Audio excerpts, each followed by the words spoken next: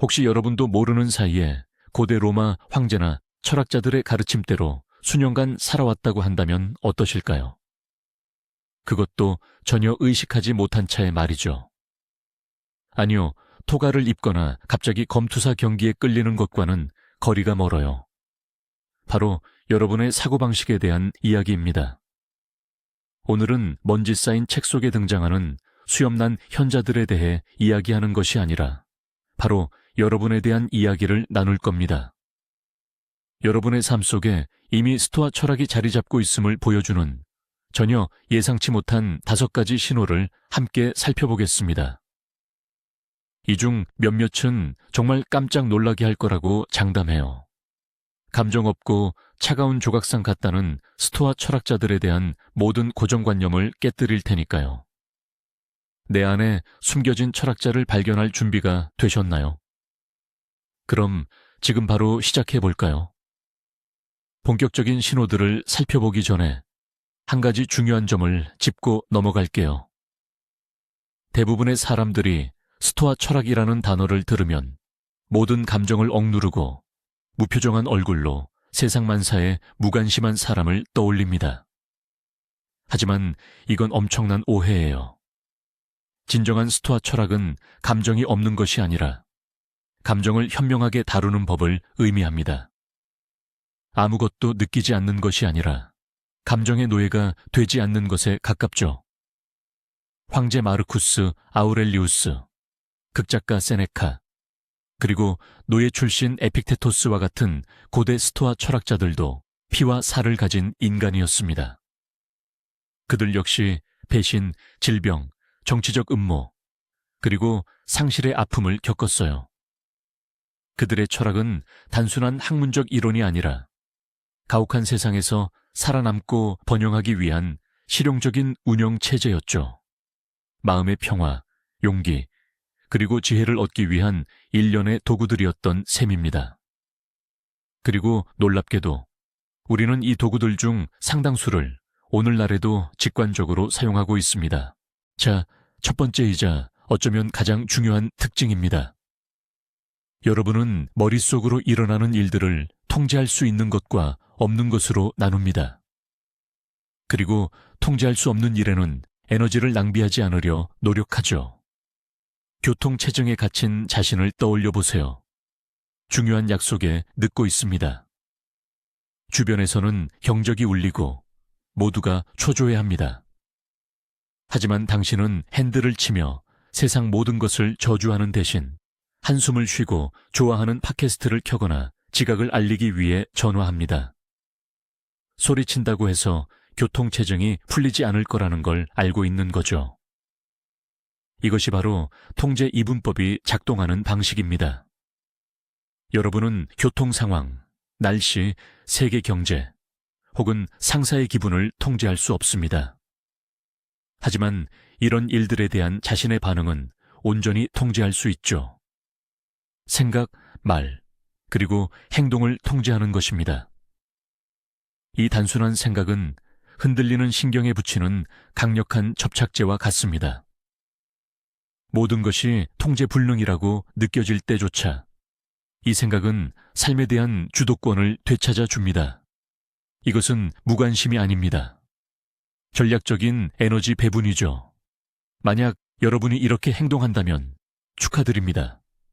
여러분은 이미 스토아 학파처럼 생각하고 있는 겁니다. 이 첫 번째 원칙은 정말 중요하니 좀 더 깊이 살펴볼까요? 이것은 단순히 막히는 길에 대한 이야기가 아니라 당신의 인생 전반에 걸친 이야기입니다. 예를 들어 기대했던 승진 기회를 놓쳤다고 가정해 봅시다. 불공평한 상색에 몇 주 내내 화를 내기보다는 상황을 냉철하게 분석하는 거죠. 당신이 통제할 수 있었던 건 무엇이었나요? 업무의 질, 면접 준비, 당신의 기술 수준 같은 것들이겠죠. 반대로 당신이 통제할 수 없었던 것은요. 상사의 개인적인 견해, 회사의 예산, 혹은 다른 더 나은 후보자의 존재 같은 것들이 있을 겁니다. 스토아적 접근 방식은 바로 당신 스스로 개선할 수 있는 부분에 집중하는 것입니다. 어쩌면 추가 교육을 받거나 이력서를 업데이트해서 다른 회사를 알아보는 것도 좋겠죠. 이렇게 쓸데없는 분노를 건설적인 행동으로 전환하는 겁니다. 인간관계에서도 마찬가지예요. 다른 사람을 강제로 당신을 사랑하게 만들거나 바꾸려 할 수는 없습니다. 하지만 당신 자신의 행동, 얼마나 정직하고 솔직하게 대하는지는 통제할 수 있죠.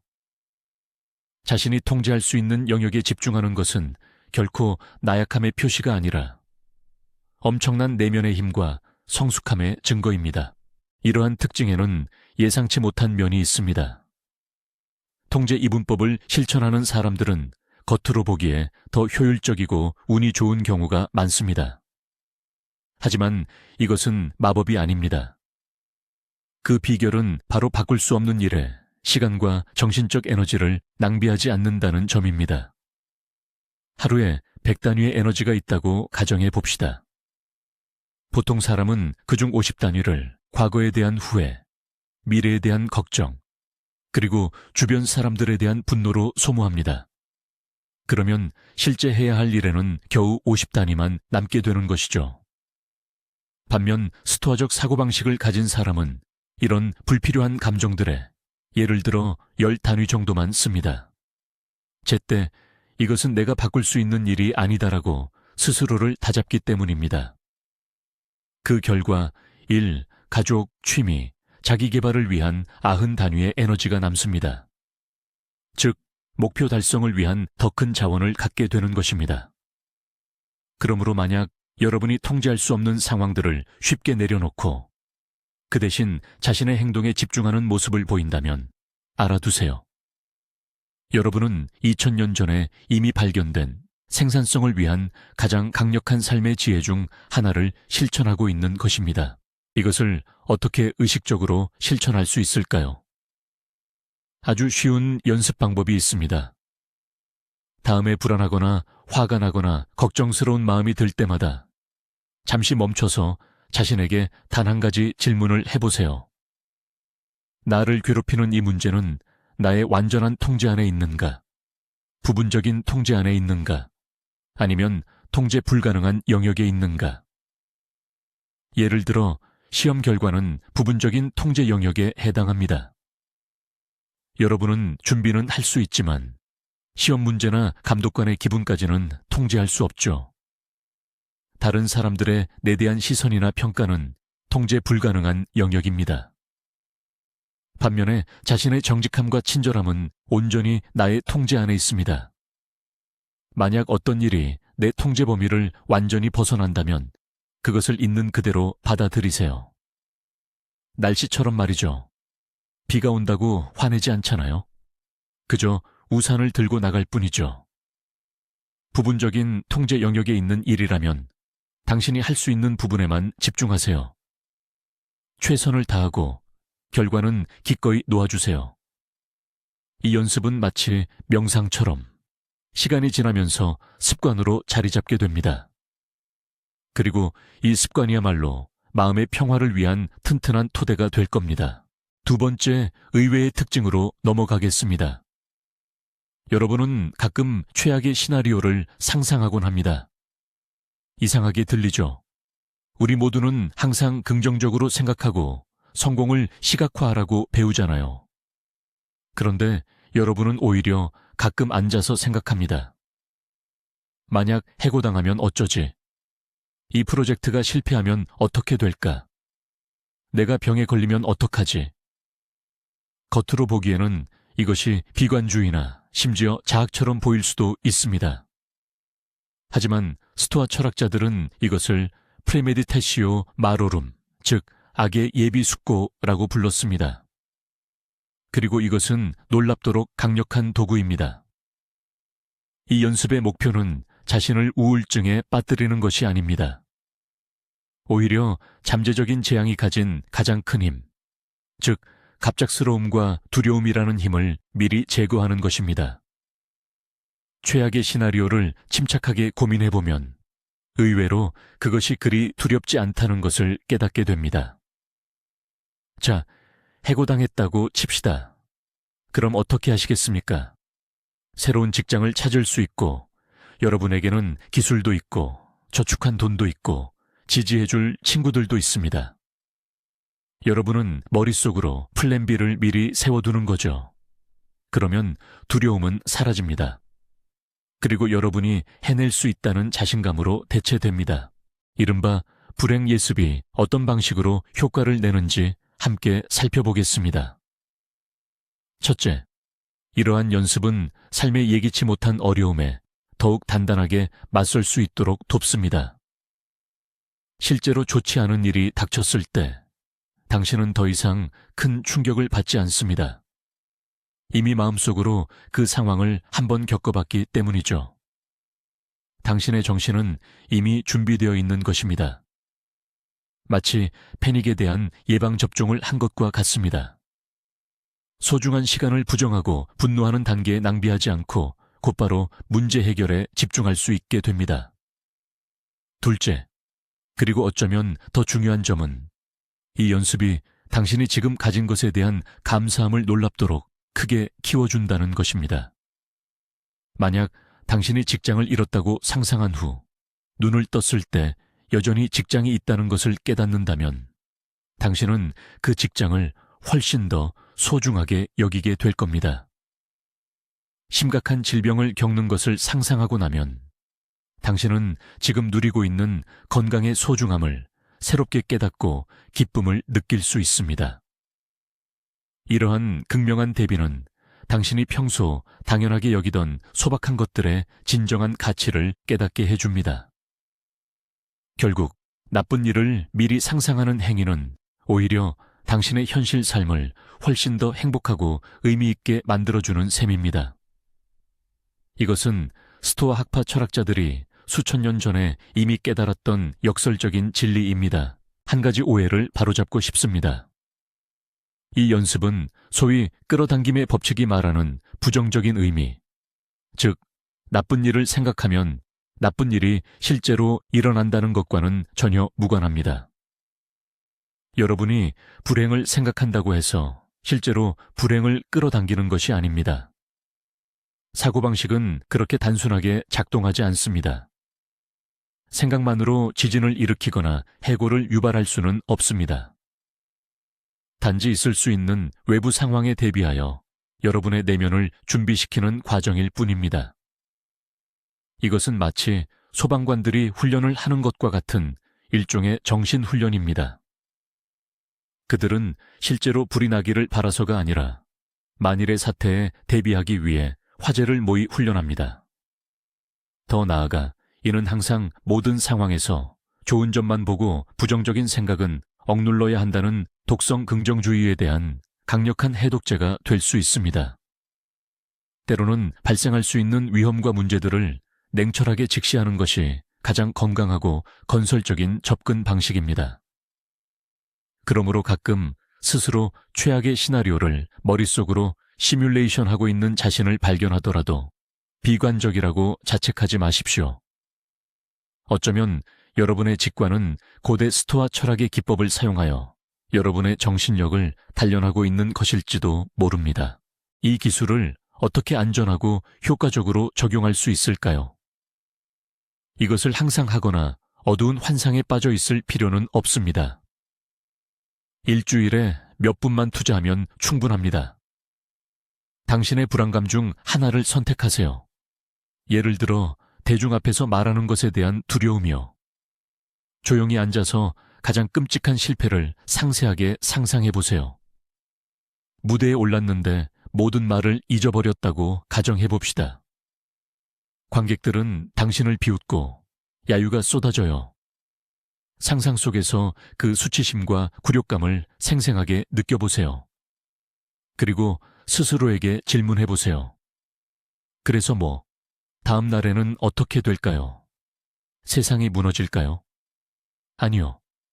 당신은 집으로 돌아갈 것이고 사랑하는 사람들이 당신을 지지해 줄 거예요. 일주일 후면 아무도 그 일을 기억하지 못할 겁니다. 당신은 당신의 두려움이 실제 현실보다 훨씬 더 무섭다는 것을 깨닫게 될 거예요. 이 방법은 실제 사건이 발생하기 전에 불안 수준을 엄청나게 낮춰줍니다. 마치 미리 가벼운 형태로 그 두려움을 겪어본 것과 같아요. 그래서 당신이 실제로 무대에 섰을 때 당신의 뇌는 최악의 상황에서도 돌이킬 수 없는 일은 일어나지 않을 것이라는 것을 이미 알고 있을 거예요. 세 번째 특징은 아마 더 이상하게 들릴지도 모릅니다. 때때로 당신은 스스로에게 작은 불편함을 자초합니다. 예를 들어 따뜻한 물이 나오는데도 찬물로 샤워를 하거나 버스를 탈 수 있는데도 몇 킬로미터를 걷는 식이죠. 살을 빼려는 목적이 아니더라도 간헐적 단식을 실천하며 의도적으로 점심을 거르거나 편안한 침대가 있는데도 하룻밤 정도는 바닥에서 잠을 자기도 합니다. 왜 그럴까요? 쾌락주의나 즐거움 추구의 관점에서 보면 이는 무의미한 자기 고행처럼 보일 수 있습니다. 하지만 스토아주의 관점에서 보면 이는 훈련입니다. 몸의 근육이 아닌 의지와 정신의 근육을 단련하기 위해 헬스장에 가는 것과 같습니다. 이렇게 작고 통제된 모든 시련은 당신이 생각하는 것보다 훨씬 더 많은 것을 견뎌낼 수 있다는 것을 증명해 줍니다. 당신은 진짜 필요한 것과 단순한 편안함에 대한 욕구를 분리하는 법을 배우게 됩니다. 적은 것으로도 충분히 지낼 수 있다는 것을 깨닫게 되고 이는 엄청난 자유감을 선사합니다. 당신은 어려움을 더 이상 두려워하지 않게 됩니다. 스스로 그것들을 꾸준히 만들고 극복해 왔기 때문입니다. 스토아 철학자들이 자발적 불편함이라고 불렀던 이 수련에는 어떤 깊은 의미가 담겨 있을까요? 첫째, 이는 우리의 의지를 단련시켜 줍니다. 모든 것이 최고의 편안함을 추구하는 세상에서 우리의 의지는 약해지기 마련이고 우리는 편리함에 의존하게 됩니다. 엘리베이터가 고장나면 비극처럼 느끼고 1시간만 인터넷이 끊겨도 당황하며 불안에 빠지죠. 자발적인 불편함은 우리에게 통제력을 되찾아 줍니다. 의식적으로 어려운 길을 선택할 때 우리는 하고 싶은 일이 아닌 해야 할 일을 해내는 능력을 훈련하게 됩니다. 이러한 능력은 나중에 정말 중요한 일들에서 큰 도움이 됩니다. 예를 들어 어려운 프로젝트를 끝까지 완수하거나 운동을 포기하지 않거나 약속을 지키는 것과 같은 일들이죠. 둘째, 이는 우리의 안전지대 컴포트 존을 넓혀줍니다. 이전에는 견딜 수 없다고 생각했던 것들이 견딜 만해집니다. 찬물 샤워는 처음에는 충격적이지만 일주일만 지나면 익숙해집니다. 그러고 나면 바깥의 쌀쌀한 날씨도 더 이상 그렇게 두렵지 않게 됩니다. 덜 나약해지고 어떤 환경에도 더 잘 적응하는 사람이 됩니다. 어려움에 부딪혔을 때 부서지지 않고 오히려 더 강해지는 안티프라질한 존재가 되는 것이죠. 자발적인 불편함에는 예상치 못했지만 아주 반가운 또 다른 부수적인 효과가 있습니다. 바로 편안함에서 오는 즐거움을 놀랍도록 극대화한다는 것입니다. 하루 종일 서서 보낸 후 편안한 의자에 앉는 그 달콤함. 차가운 물로 샤워한 뒤 따뜻한 수건으로 몸을 감쌀 때의 그 황홀함. 한 끼 식사를 거른 후 가장 소박한 음식마저 얼마나 맛있게 느껴지는지요. 우리는 기본적인 편안함이 당연한 것이 된 시대에 살고 있습니다. 그래서 그 가치를 잊고 모든 것을 당연하게 여기곤 하죠. 자발적인 불편함은 잠시 동안 우리에게서 이런 편안함을 빼앗아 갑니다. 그리고 다시 편안함으로 돌아왔을 때 우리는 거의 아이와 같은 순수한 기쁨과 감사함을 느끼게 됩니다. 이는 우리의 쾌락 수용체를 재설정하는 것과 같습니다. 가진 것에 감사하게 되고 결국 만족을 주지 못하는 새롭고 끊임없는 쾌락을 쫓는 것을 멈추게 되는 것이죠. 이처럼 의식적으로 불편함을 감수함으로써 역설적이게도 당신은 삶의 전반적인 행복과 만족감을 높일 수 있습니다. 어떻게 하면 과하지 않게 이것을 실천할 수 있을까요? 바로 극한의 생존 훈련을 떠날 필요는 없습니다. 작은 것부터 시작하세요. 바로 오늘 당신에게 가능한 것부터요. 딱 한 가지만 선택해 보세요.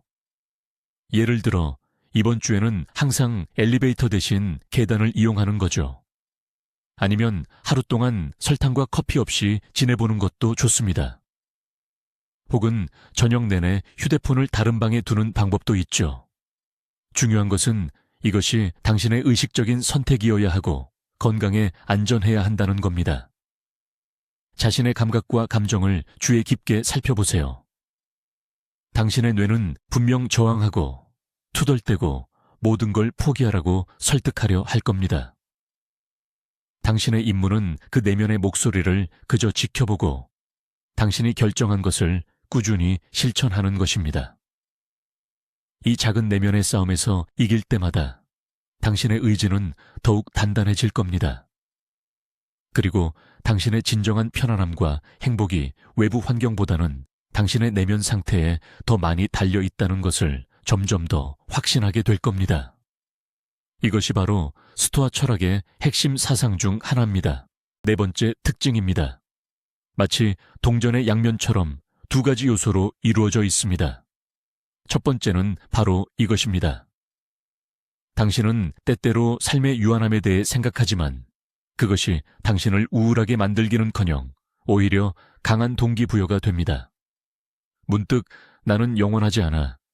시간은 계속 흐르고 있어 라는 생각이 들 때가 있을 겁니다. 많은 사람에게 이 생각은 두려움과 공포를 불러일으키죠. 하지만 스토아 철학적인 사고방식을 가진 사람에게는 이것이 우선순위를 정하는 강력한 기준점이 됩니다. 이 수행은 메멘토 모리, 메멘토 모리, 즉 죽음을 기억하라 라고 불립니다. 당신의 시간이 한정되어 있음을 기억할 때 당신은 스스로에게 올바른 질문들을 던지기 시작합니다. 지금 내가 하는 일이 정말 중요한가?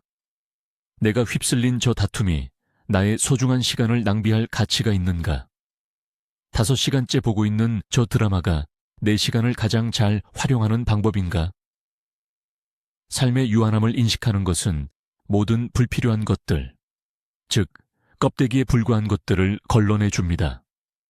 이는 당신이 진정으로 의미 있는 것에 집중하도록 만듭니다. 예를 들어 소중한 사람들과의 관계, 창작 활동, 타인 돕기, 그리고 세상을 알아가는 것 같은 것들이죠.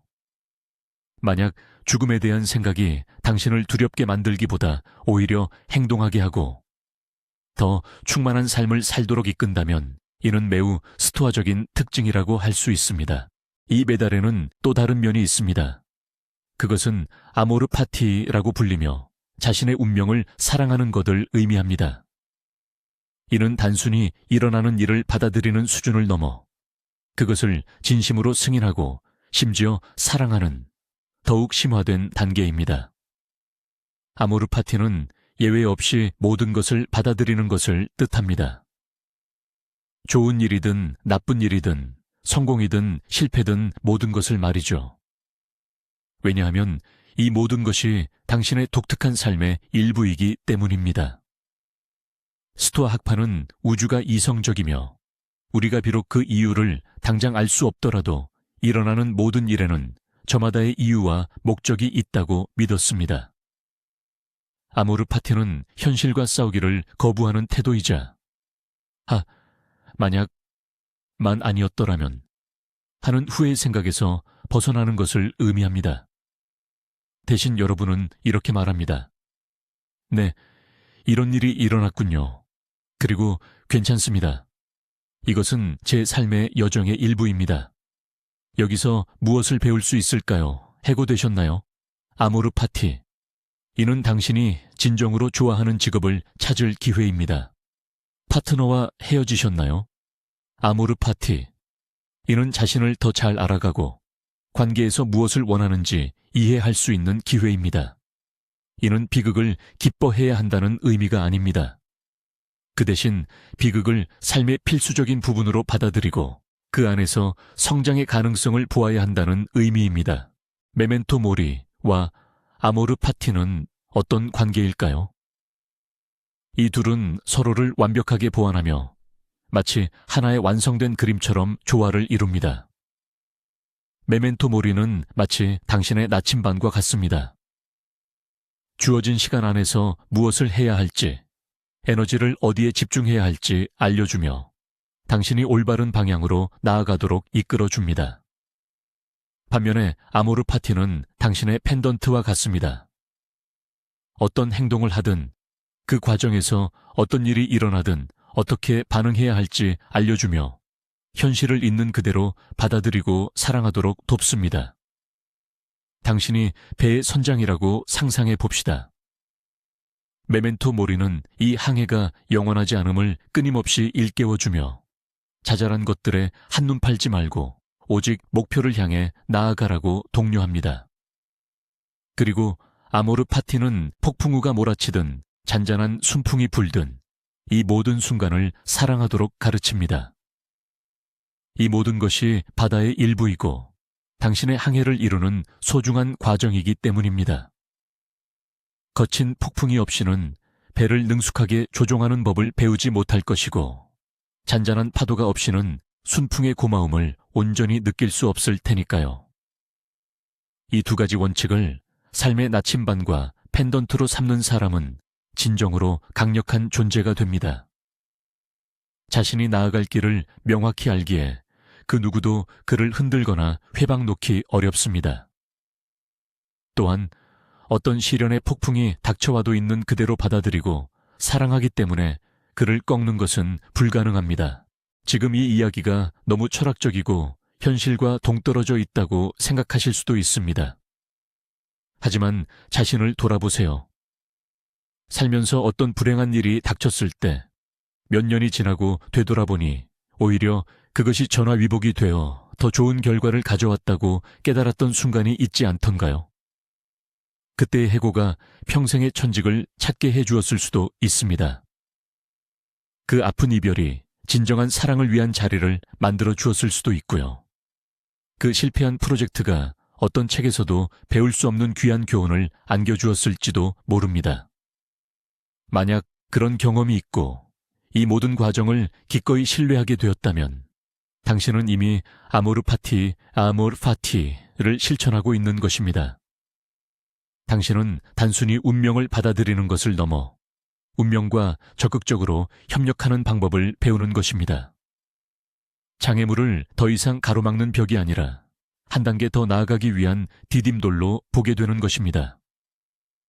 이것이야말로 스토아 철학의 정수이자 최고 경지입니다. 수동적인 체념이 아니라 삶의 모든 면을 능동적이고 창의적으로 받아들이는 자세를 의미합니다. 어떤 독도 약으로 어떤 장애물도 새로운 길로 변화시키는 힘입니다. 만약 이 생각이 당신에게 깊이 와닿는다면 당신은 스스로 생각했던 것보다 훨씬 더 위대한 스토아주의자일지도 모릅니다. 마지막으로 5번째 예상치 못한 특징입니다. 바로 자신의 문제를 조감도처럼 넓게 바라볼 줄 안다는 것입니다. 만약 어떤 일로 인해 심하게 마음 졸이고 있다고 가정해 봅시다. 예를 들어 사소한 일로 동료와 다투어 분노와 서운함에 휩싸여 있을 때 말입니다. 그 순간 당신은 마치 한 걸음 뒤로 물러나 정신적으로 그 상황에서 멀어지는 경험을 합니다. 자신이 사무실에 앉아 있는 모습을 그려보세요. 이어서 건물 전체를 보고 다음으로는 당신의 동네와 도시 전체를 바라봅니다. 그렇게 계속해서 멀어지다 보면 지구본 위 당신의 나라가 보이고 마침내 광활한 검은 우주를 떠다니는 작은 푸른 공, 바로 지구 전체를 보게 됩니다. 그 작은 공 위 수십억 개의 건물 중 하나에 작은 당신이 앉아 또 다른 똑같이 작은 사람에게 화를 내고 있습니다. 이제 당신의 문제는 어떻게 보이나요? 우주 전체의 관점에서 볼 때 그것이 과연 얼마나 중요할까요? 마르쿠스 아우렐리우스 황제도 즐겨 실천했던 이 기법은 위에서 내려다보기라고 불립니다.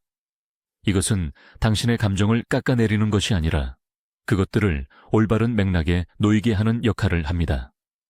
그리고 우리의 많은 걱정들이 얼마나 더덥고 사소한 것인지 깨닫게 해줍니다.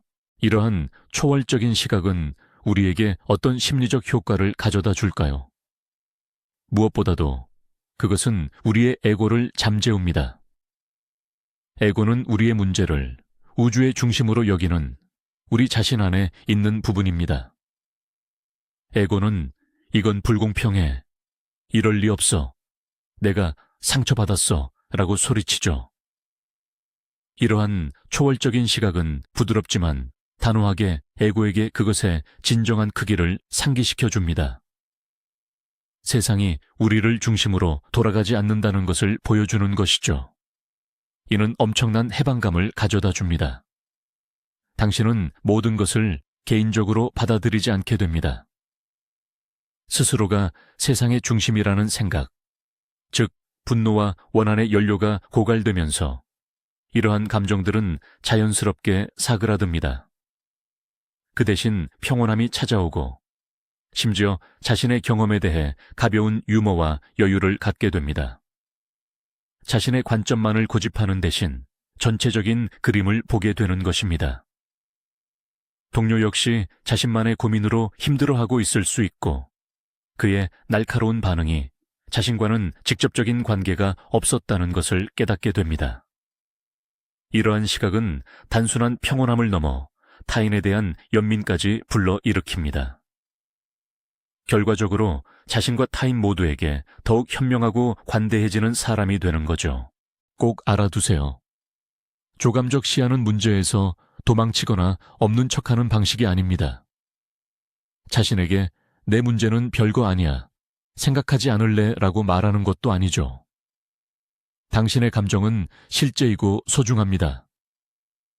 이 기법은 당신의 고통을 하찮게 여기려는 것이 아니라 그 감정들의 적절한 관점을 부여하기 위함입니다.